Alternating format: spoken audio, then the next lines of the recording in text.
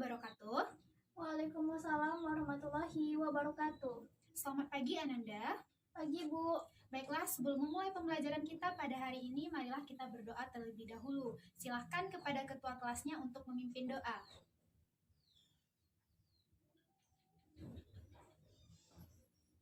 Sekarang coba dicek dulu di samping kursi, di samping mejanya ada nggak sampah yang berserakan. Kalau ada sampah, silahkan dibuang dulu ke tempat sampah. Sudah bersih Bu. Bagus, bersih semua ya. Ya, Bu. Nah, Ibu akan mencek hadirannya dulu ya. Apakah semuanya hadir hari ini? Hadir semuanya Bu. Bagus, hadir semua ya. Sebelum masuk ke materi pembelajaran kita, ada nggak di sini yang bercita-cita untuk menjadi astronot? Ada Bu. Siapa? Saya Bu. Lydia, siapa lagi? Bima, siapa lagi? Zara, ada Tony juga. Nah, bagus ya cita-citanya. Nah, apapun cita-cita Ananda, jadikanlah cita-cita itu sebagai tujuan. Dan tujuan itu tentunya ada namanya proses. Apa sih Bu prosesnya saat ini dengan belajar? Belajarlah yang giat dan rajin hingga cita-citanya bisa tercapai. Sekarang, Ibu mau nanya lagi nih. Yang mau jadi astronot tadi ataupun yang nggak mau, pernah nggak waktu malam hari ngelihat ke atas langit, apa aja sih benda-benda langit yang kelihatan? Bulan sama bintang Bu. Nah, benar. Kalau siang hari apa aja benda langit yang kelihatan? Matahari Bu. Dan tempat yang kita pijak saat ini apa namanya? Bumi Bu. Benar, bumi. Nah, bumi ini termasuk dari planet. Nah, planet nggak hanya bumi, planet itu memiliki beberapa jenisnya. Sekarang, coba perhatikan gambar yang Ibu tampilkan di depan papan tulis ini. Ini gambar apa namanya? Benda-benda langit Bu. Nah, benar, benda-benda langit. Apakah benda-benda langit ini punya ciri dan komponen yang sama nggak? Tidak tahu Bu. Nah, benda-benda langit memiliki ciri dan komponen yang berbeda-beda. Dan sekarang tahu nggak apa aja sih ciri-ciri benda langit yang berbeda-beda itu? Tidak tahu Bu. Nah, maka dari itu pada pertemuan hari ini kita akan membahas mengenai sistem tata surya. Nah, sistem tata surya itu berkaitan loh dengan kehidupan kita yang ada di muka bumi ini. Maha besar Allah telah menciptakan dengan begitu agungnya alam semesta ini, sehingga kita harus menjaga ciptaan Allah Subhanahu wa Ta'ala tersebut. Jadi apa materi kita hari ini? Sistem tata surya. Nah, apa aja sih Bu cakupan materi kita pada pembahasan hari ini? Yang pertama itu ada pengertian sistem tata surya. Yang kedua itu ada susunan dan anggota tata surya. Yang ketiga itu ada bentuk bumi, rotasi, dan revolusi bumi. Yang keempat itu ada bentuk bulan, rotasi, dan revolusi bulan. Dan yang kelima itu ada gerhana. Nah, inilah cakupan materi kita yang akan kita bahas pada pertemuan hari ini. Nah, yang pertama kita akan membahas mengenai sistem tata surya. Pengertian dari sistem tata surya. Ada yang tahu nggak apa itu pengertian dari sistem tata surya? Tidak tahu Bu. Nah, sistem tata surya adalah susunan benda-benda langit yang terdiri atas matahari sebagai pusat tata surya, planet-planet, komet, meteoroid, dan juga asteroid yang mengelilingi matahari. Jadi tata surya adalah susunan benda-benda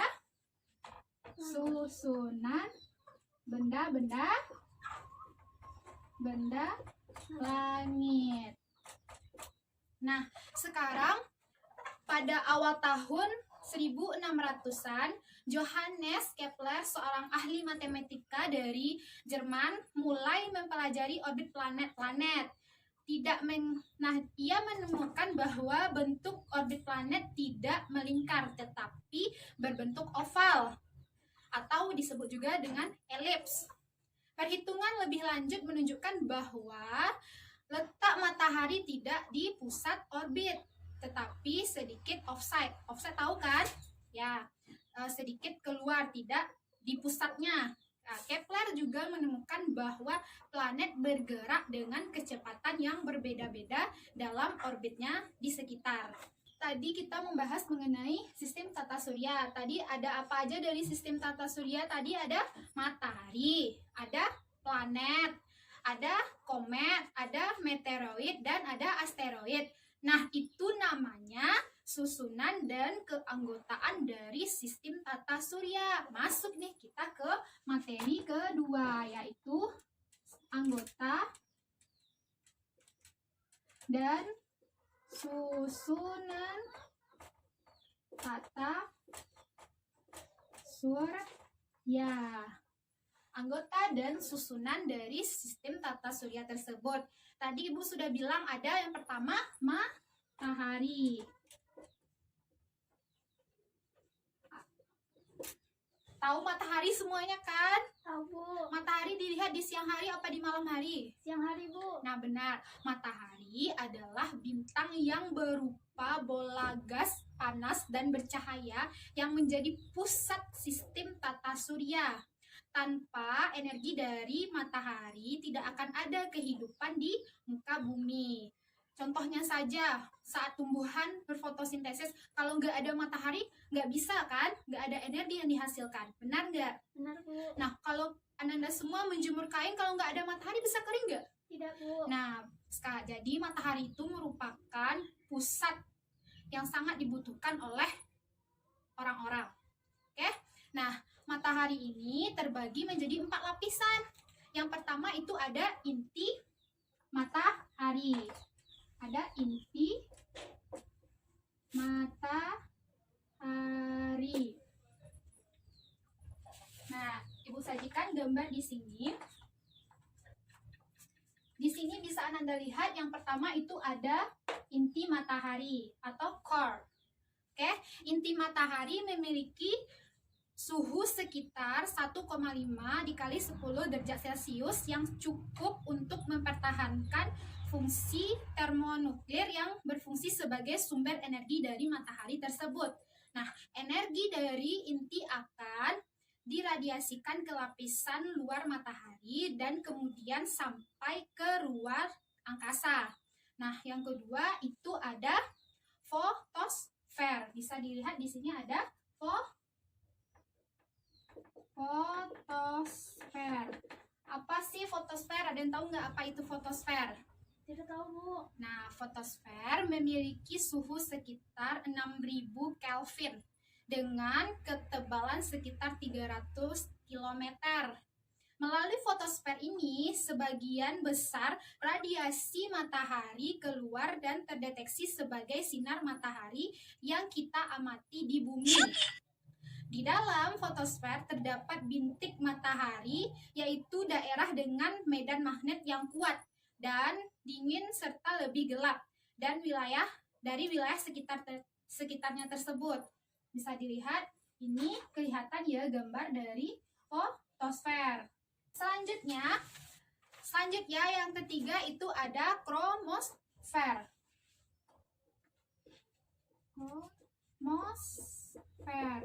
Coba diperhatikan dulu yang mana kromosfer. Nah, yang ini namanya kromosfer. Apa sih Bu kromosfer itu? Nah, kromosfer memiliki suhu sekitar 4500 Kelvin dan ketebalannya 2000 km. Kromosfer itu terlihat seperti gelang merah. Lihat ya, seperti gelang merah. ya kan? Bulat seperti gelang merah yang mengelilingi bulan pada waktu terjadinya gerhana matahari total. Nah, kemudian yang keempat itu ada corona, bukan sakit corona ya, tapi namanya corona. Bisa dilihat ya, corona. Nah, corona itu merupakan lapisan terluar dari matahari dengan suhu sekitar 1000 Kelvin dan ketebalannya sekitar 700 km. Memiliki warna keabu-abuan yang dihasilkan dari ionisasi atom karena suhu yang sangat tinggi.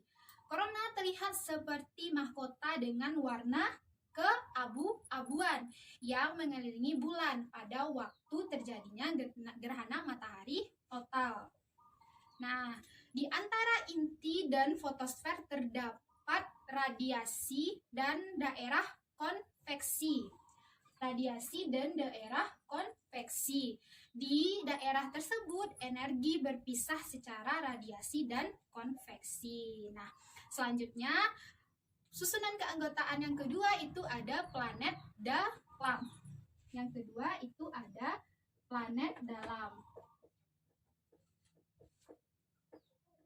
Nah, ada yang tahu nggak apa aja planet dalam? Tidak tahu, Bu. Nah, sekarang kita bahas dulu planet dalam. Apa sih planet itu, Bu?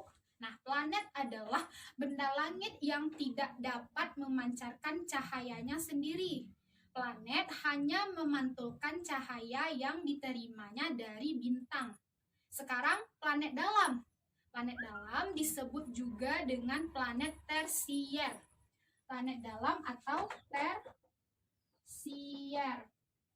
Apa planet dalam itu? Nah, planet dalam itu adalah planet yang letaknya dekat dengan matahari, berukuran kecil, memiliki sedikit satelit atau tidak sama sekali.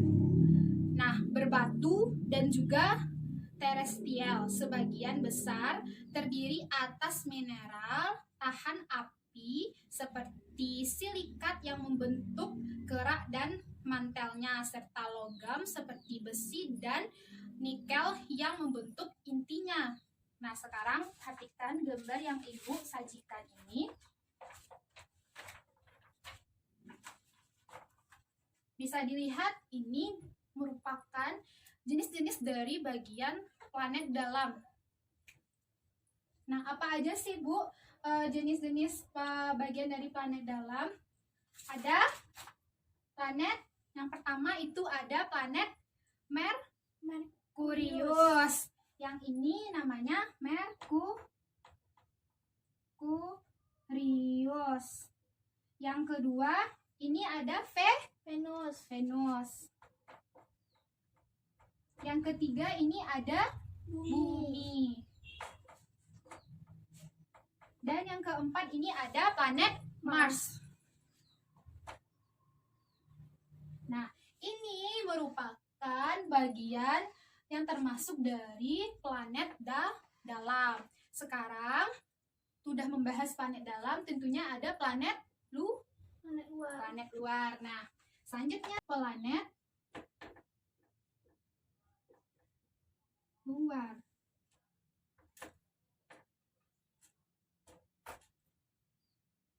Planet luar. Nah, planet luar ini disebut juga dengan planet Jovian. Planet Jovian. Planet Jovian. Nah, planet Jovian ini adalah planet yang letaknya jauh dengan matahari, jauh dari matahari planetnya.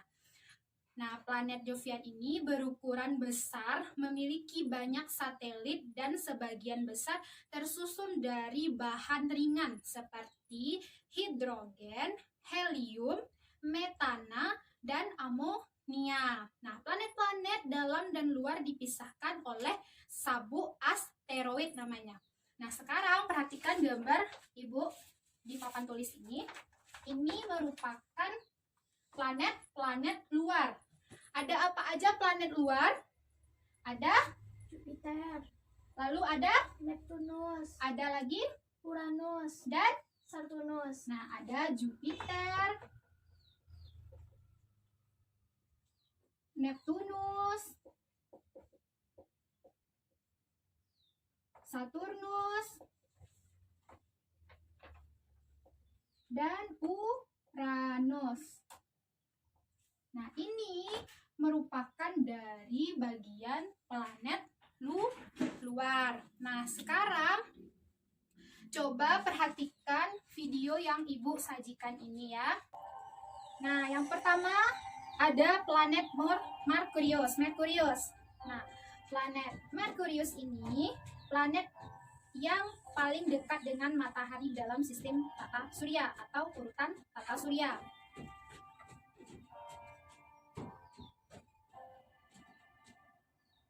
Selanjutnya itu ada planet Venus, adalah planet kedua yang paling dekat dengan matahari setelah Merkurius tadi di dalam susunan tata surya.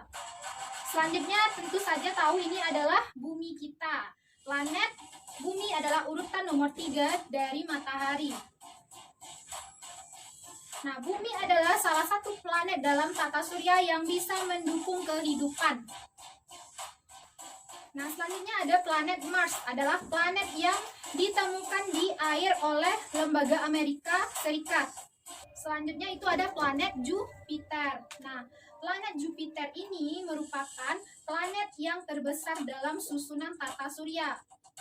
Planet yang satu ini sekarang sudah tidak ada lagi dalam sistem tata surya. Namanya adalah planet Pluto. Kenapa Bu planet Pluto tidak termasuk ke dalam tata surya? Nah, kenapa Pluto tidak termasuk dalam susunan tata surya lagi? Karena Pluto yang dulu dikenal sebagai planet terkecil dan paling jauh sudah tidak lagi dianggap sebagai planet. Pada tahun 2006, status Pluto bukan lagi disebut planet.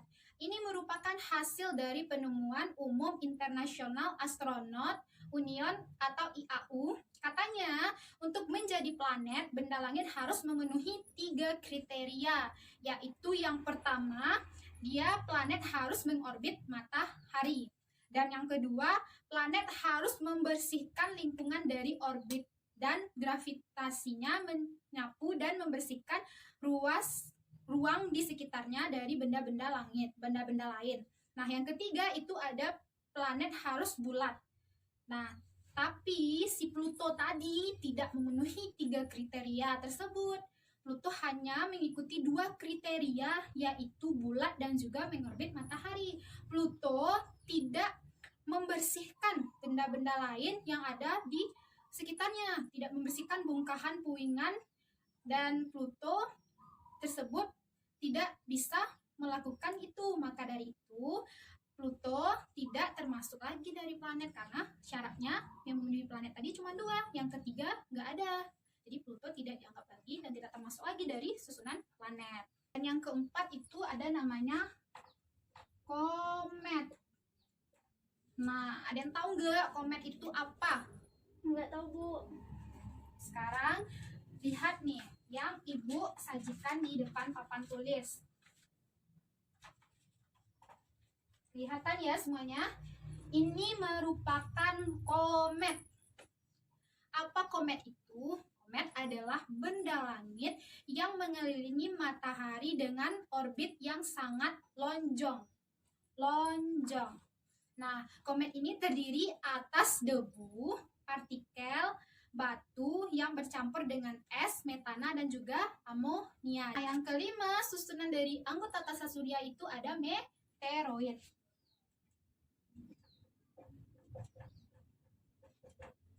Nah, meteoroid ini adalah potongan batu atau puing-puing logam yang mengandung unsur besi dan logam yang bergerak di luar angkasa. Nah, materi yang ketiga kita yaitu tentang kondisi bumi, rotasi, dan revolusi. Kondisi bumi, rotasi, dan revolusi bumi. Yang pertama itu kondisi bumi.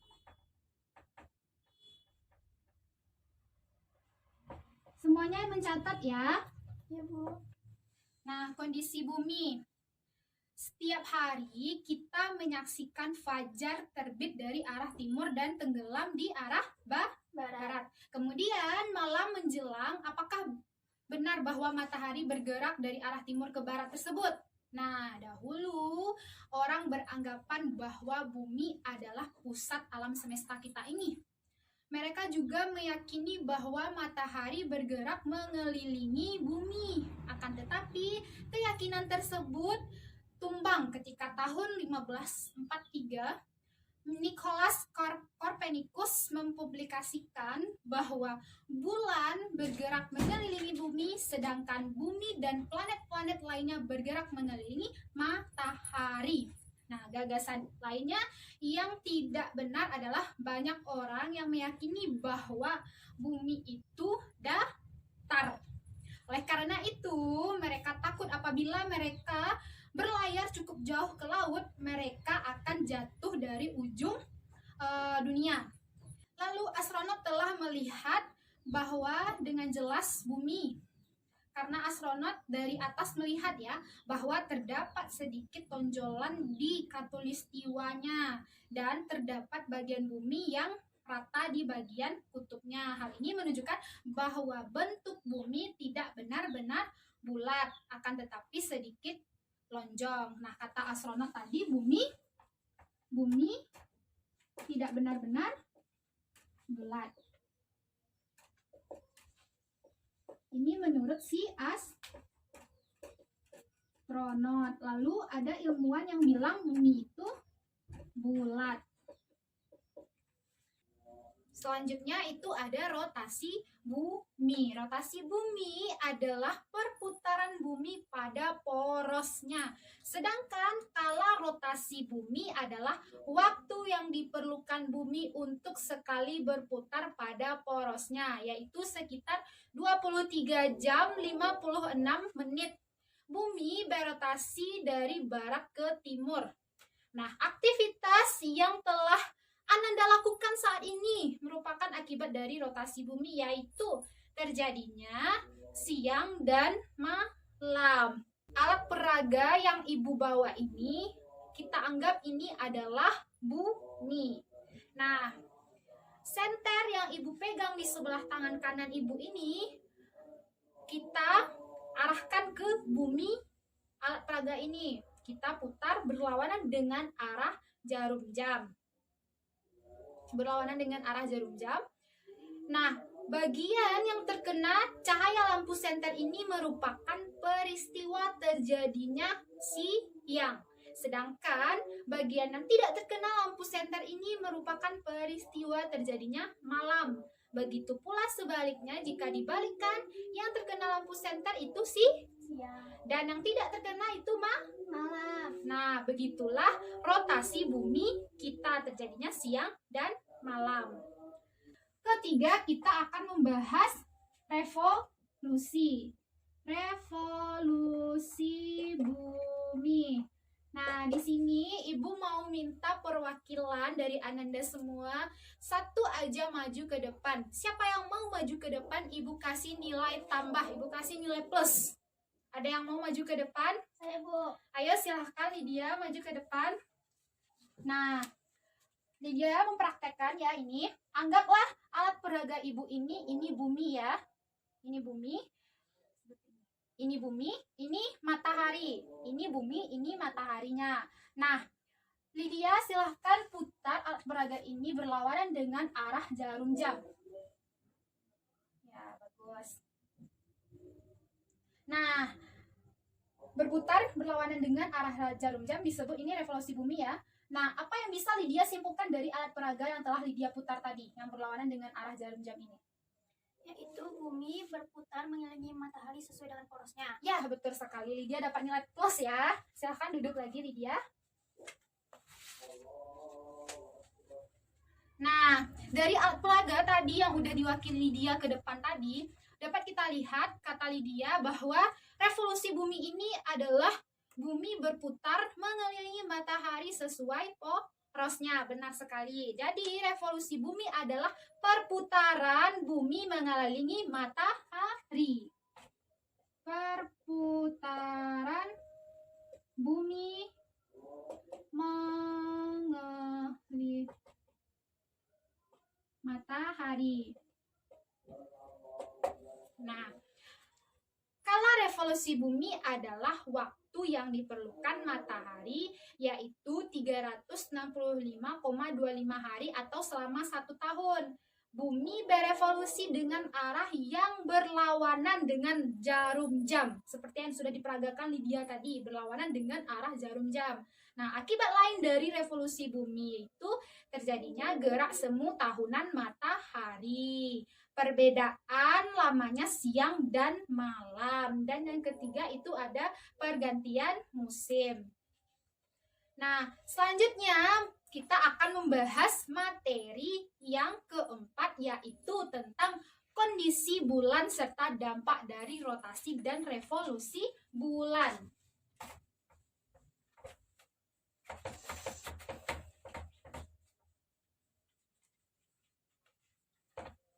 Nah, yang keempat materinya yaitu kondisi bulan, rotasi, dan revolusi. Nah, ini materi kita yang keempat. Ini materi kita yang keempat. Kondisi bulan. Nah, bulan adalah benda langit yang terdekat dengan bumi, sekaligus merupakan satelit bumi. Karena bulan merupakan satelit, maka bulan tidak dapat memancarkan cahaya sendiri, melainkan memancarkan cahaya matahari. Sebagaimana dengan bumi yang berputar ini dan mengelilingi matahari, bulan juga berputar dan mengelilingi bumi. Yang pertama itu kondisi bulan. Bulan tadi tidak dapat memancarkan cahayanya sendiri ya.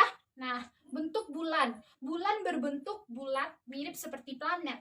Permukaan bulan berupa dataran kering dan tandus, banyak kawah dan juga terdapat pegunungan dan dataran tinggi. Pembagian bulan ini ada 2, yaitu sideris dan sinodis. Sideris, sinodis. Nah, waktu yang dibutuhkan bulan untuk 1 kali berevolusi sekitar 27,3 hari, yang disebut kala revolusi sideris. 1 bulan sideris. Nah, tetapi karena bumi juga bergerak searah gerak bulan, maka menurut pengamatan di bumi, waktu yang dibutuhkan bulan untuk melakukan 1 putaran penuh menjadi lebih panjang dari kala revolusi, sekitar 29,5 hari, yang disebut kala revolusi sinodis tadi. Jadi sinodis itu 1 bulan sinodis. Kala revolusi sinodis dapat ditentukan melalui pengamatan dari saat terjadinya bulan baru sampai bulan baru berikutnya lagi. 1 bulan sinodis digunakan sebagai penanggalan Islam. Materi selanjutnya itu peristiwa gerhana. Peristiwa gerhana. Nah, peristiwa gerhana ini ada yang tahu nggak nih apa yang disebut dengan gerhana tersebut? Apa yang disebut gerhana? Tahu nggak? Tadi katanya pernah lihat gerhana matahari. Tahu nggak apa itu gerhana?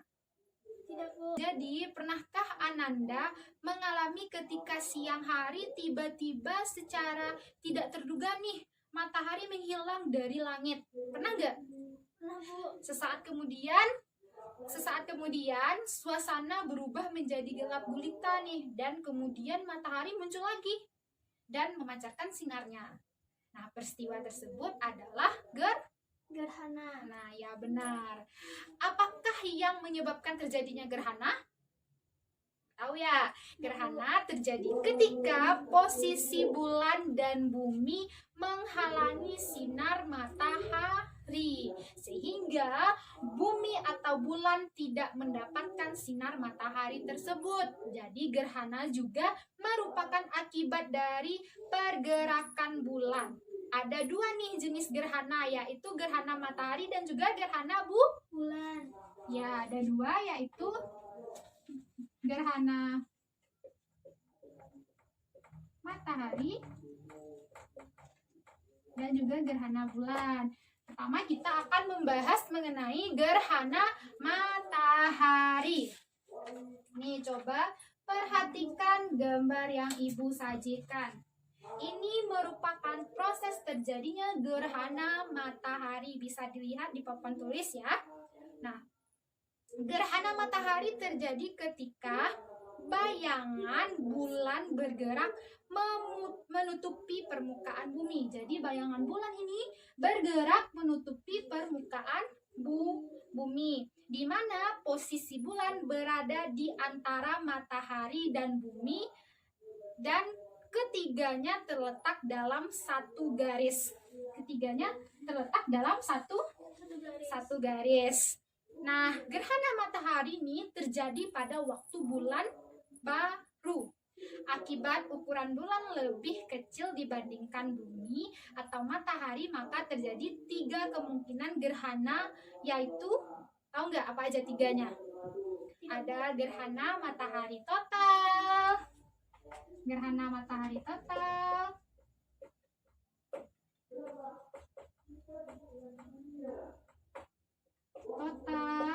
Nah, gerhana matahari total ini terjadi pada daerah-daerah yang berada di bayangan inti atau umbranya, sehingga cahaya matahari tidak tampak sama sekali.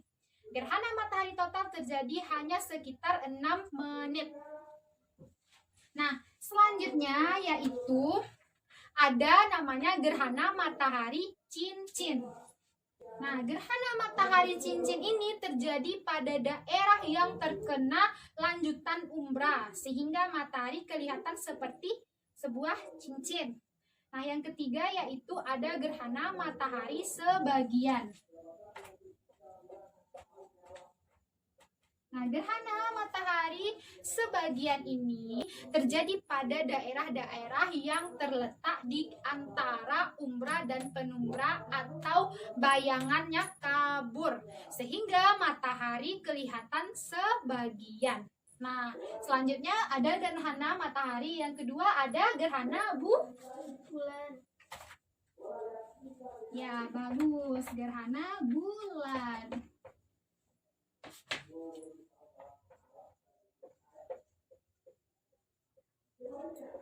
Gerhana bulan. Nah, ada yang tahu nggak gerhana bulan apa? Nggak tahu. Tidak, Bu. Nah, gerhana bulan terjadi ketika bulan memasuki bayangan bumi. Terjadi ketika bulan memasuki bayangan bumi. Bisa dilihat nih dari gambar yang Ibu sajikan. Jadi gerhana bulan ini terjadi ketika bulan memasuki bayangan bumi. Ketika bulan memasuki bayangan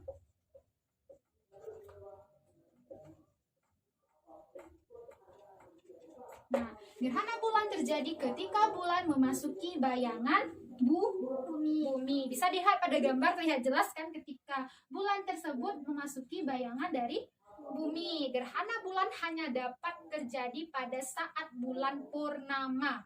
Gerhana bulan berada di antara matahari dan bulan. Di antara matahari dan bulan. Nah, pada waktu seluruh bagian bulan masuk dalam daerah umbra bumi, maka terjadilah gerhana bulan total. Nah, proses bulan berada dalam penumbra dapat mencapai 6 jam dan dalam umbra hanya sekitar 40 menit saja.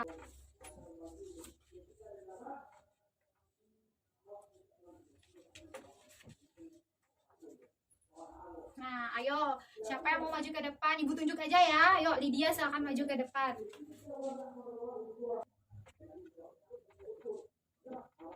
Nah, ini lagi berapa di sini aja.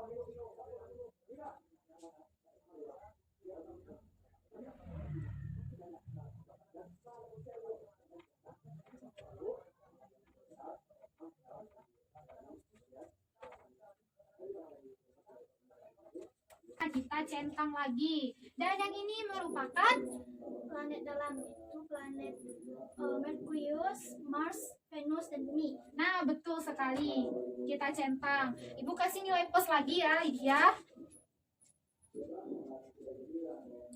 Nah, maka dari itu setelah kita mempelajari ini dan kita review pembelajaran ini, semoga pembelajaran ini bisa bermanfaat bagi Ananda semuanya. Karena ini berhubungan dengan aktivitas kita di muka bumi ini. Tata surya ini berkaitan dengan keadaan kita di muka bumi ini. Jadi kita harus menjaga alam semesta ini dengan begitu baiknya.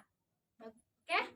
Nah, setelah mempelajari ini, semoga Ananda semua bisa memahami pembelajaran kita pada hari ini. Ibu menyediakan LKS untuk Ananda mengerjakan tugas kelompok bersama temannya tentang mereview pembelajaran tadi yang akan dibentuk kelompok oleh Ananda. Masing-masing pembagiannya terserah Ananda dan kerjakan ini di rumah, lalu penugasannya diberikan minggu depan ke Ibu. Baiklah, sekian materi hari ini. Ibu akhiri dengan Assalamualaikum warahmatullahi wabarakatuh. Waalaikumsalam warahmatullahi wabarakatuh.